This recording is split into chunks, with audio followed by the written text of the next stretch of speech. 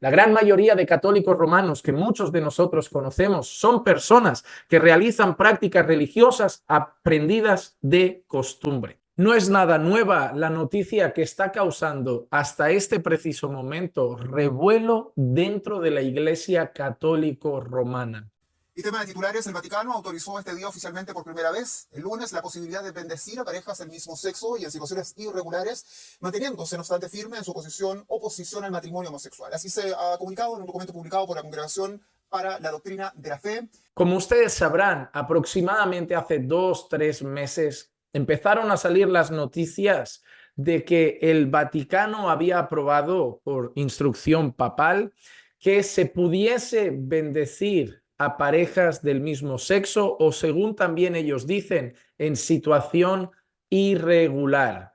Esto ha causado un revuelo que se ha vuelto viral y se volvió viral durante las primeras semanas desde que se dio esta noticia. Yo estuve esperando para ver cómo seguían reaccionando tanto sacerdotes católicos, personas que profesaban fe en la Iglesia Católico Romana, una fe católico romana, y también ver algunas opiniones del lado protestante e incluso opiniones del lado ateo. Dejé que pasase un tiempo y he escuchado cosas de todo tipo.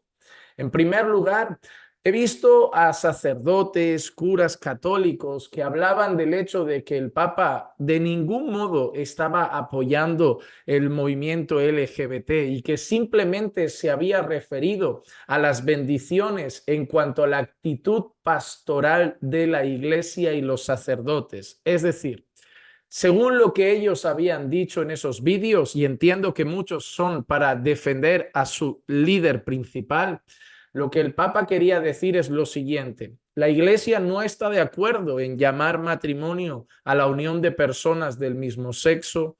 La Iglesia no está de acuerdo y no participará en la unión de personas del mismo sexo. Simplemente si personas del mismo sexo o en situación irregular, es decir, una situación pecaminosa, acuden a la iglesia y piden bendición de parte del sacerdote, el sacerdote deberá ofrecerles la bendición a dichas personas que la soliciten. Eso es lo que muchos decían para defender la decisión del Papa de Roma. Sin embargo, es bien sabido que muchas voces dentro del catolicismo romano se levantaron contra el Papa, y eso supuso que incluso algunos sacerdotes quedasen totalmente expulsados de su oficio dentro de la Iglesia Católico Romana. Ahora, es cierto que desde que el actual Papa está en el poder, en el liderazgo de la Iglesia de Roma,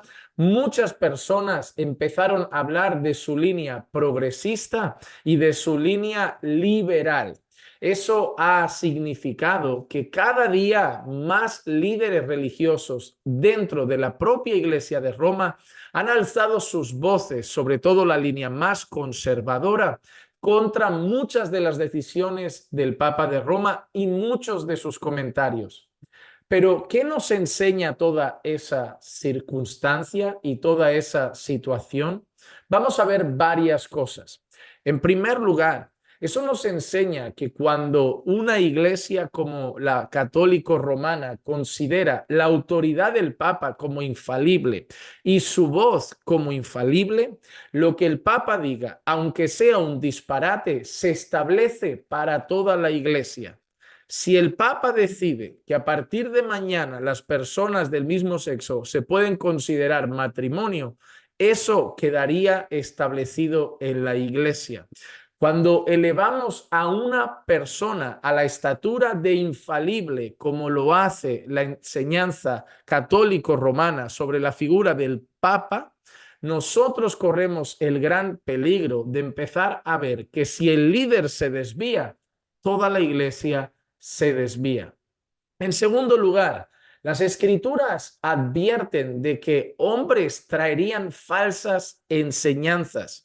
Sin embargo, no dicen que deben quedarse sometidos a esas falsas enseñanzas, sino más bien lo contrario. El apóstol Pablo pide que la iglesia se aparte y huya de todas las personas que puedan traer una enseñanza contraria a la que Jesús y los apóstoles habían establecido. Por lo tanto, si una persona que profesa una fe católico romana lee su Biblia, debería saber que lo que el apóstol Pablo dice es que si viene el Papa o cualquier persona con una enseñanza contraria a la establecida en la palabra de Dios, deberían separarse de tal persona e incluso señalarla como una persona hereje y como un falso maestro. Sin embargo, cuando elevamos a un papa a la estatura a la que está elevado como infalible, no importa el error que cometa, las personas lo seguirán a ciegas y se someterán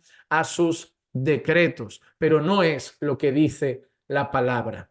Cuando la Biblia también habla de bendecir, cuando la Biblia habla de ese término, nunca está relacionado con una práctica pecaminosa. La palabra de Dios nunca nos anima a bendecir a personas que están en prácticas pecaminosas, a desear que Dios les bendiga en el sentido que lo podemos desear para cualquiera, como si deseásemos una bendición para todo el mundo. La Biblia establece que las personas que están sin Cristo deben ser llamadas al arrepentimiento y la fe, que cuando una persona está en pecado debe ser corregida y debe ser disciplinada.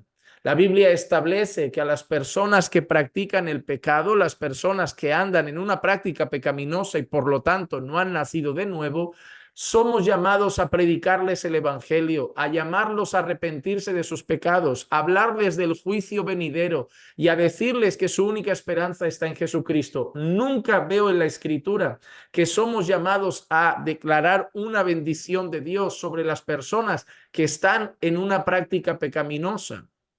Ahora, lo que sí veo en la Biblia es que los falsos profetas tenían por costumbre decirle a la gente paz, paz, cuando no hay paz. Es decir, una de las peculiaridades de los falsos maestros y de los falsos profetas es que iban a las personas que estaban en una situación irregular, en una situación pecaminosa y que estaban mal con Dios, pero ellos, en lugar de llamarles la atención, en lugar de llamarlos al arrepentimiento, en lugar de llamarlos a volverse al Señor, les decían paz, paz. Es decir, no llamaban a esas personas al arrepentimiento por causa de sus pecados, sino que por el contrario le ofrecían simplemente paz, como si todo estuviese bien con Dios. Cuando personas del mismo sexo o en situación irregular vayan al sacerdote en busca de su bendición, el sacerdote debería decirles que su vida está en pecado, sin embargo les dará la bendición, es decir, paz, paz, cuando no hay paz para con Dios. Se parece un poco aquel discurso que vemos en la Escritura de que ciertos maestros que estaban yendo camino al infierno por su hipocresía religiosa iban a hacer a otros dobles herederos del infierno. ¿Por qué? Porque esas personas, no solamente ellos se están encaminando hacia el infierno, sino que además le estaban diciendo a personas que estaban caminando hacia el infierno que podían estar tranquilas, cuando realmente el verdadero pastor llamaría la atención de las personas, predicaría el evangelio, los conduciría al arrepentimiento y la fe en el Señor Jesucristo. Ahora, estas son algunas de las muestras que nos indican la gravedad de la situación dentro del catolicismo romano.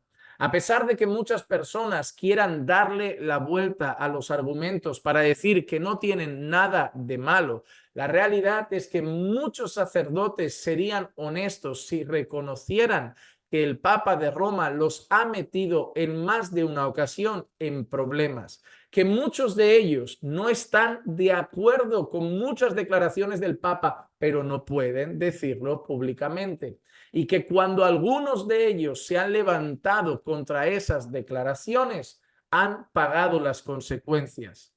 Muchas personas ya han dejado la Iglesia Católica Romana porque cada día se dan cuenta de cómo enseñanzas están totalmente alejadas de las verdades de las Escrituras y de cómo muchas veces las enseñanzas parten más de un hombre y de una tradición que de la propia palabra de Dios. Son muchos hombres que profesaban la fe católico-romana que cada día abandonan más ese camino. Sí que es cierto que muchos se mantienen ahí por su tradición y por su costumbre. Cuando hablamos de que la Iglesia Católica Romana tiene millones de fieles, hay una realidad que debemos reconocer y si no lo quieren hacer sería engañarse a sí mismos. La gran mayoría de católicos romanos que muchos de nosotros conocemos son personas que realizan prácticas religiosas aprendidas de costumbre. Es decir, si tú te sientas con la mayoría de personas que profesan el catolicismo romano a tu alrededor, muchos te dirán que no saben mucho de la Biblia. Las oraciones que ellos repiten, muchas de ellas son aprendidas de memoria y no pasan de vanas repeticiones. Y muchos de ellos solo viven aspectos tradicionales de la fe católico romana. Por ejemplo, en España y no sé en sus países, a la muchísima cantidad de los que hoy son católicos te van a decir que son católicos no practicantes. Y tú le dirás, ¿qué significa eso? Bueno, fui bautizado por mis padres, hice la primera comunión, pero no voy a la iglesia, no voy a misa, no practico la religión, aunque tengo la creencia en Dios. Muchos católicos romanos en España viven una vida de pecado, pero no faltan a la Semana Santa, a las procesiones y a todas esas tradiciones. Muchos católicos en España no van nunca a misa, no van nunca a la iglesia, pero no faltan cuando hay bodas, bautizos o comuniones. Muchos católicos romanos en España tienen una vida contraria a la palabra, pero algunos de ellos ni siquiera creen en que la palabra de Dios es infalible y en la total inspiración de las Escrituras. Muchos católicos romanos en España, la realidad es que son no creyentes abrazados a una tradición. Por eso incluso muchos te dirán, nací católico y moriré católico. La verdad es que Dios está abriendo los ojos de muchísimas personas que cada día están queriendo volver a un lugar donde se predique la verdadera palabra del Señor. No estoy diciendo con esto que los pastores son infalibles. Por eso, allí donde estemos, cualquiera que sea la iglesia, lo que debemos hacer es lo que hacían los bereanos, examinar con atención si lo que les enseñaban estaba en la palabra de Dios. Simplemente se trata de preguntar, oye, el tema de la Santa Cena, ¿está en la palabra del Señor? Oye, el tema de rezar a María, ¿está en la Biblia? Oye, el tema de rezar a los santos, ¿está en la Biblia? Oye, el tema de poner las velas a los santos, ¿está en la Biblia? Oye, el tema del rosario, ¿está en la Biblia? Es solo preguntar, ¿está en la Biblia? Y asegurarte que tu fe está basada en lo que Jesús enseñó y no lo que alguien ha enseñado fuera de las escrituras.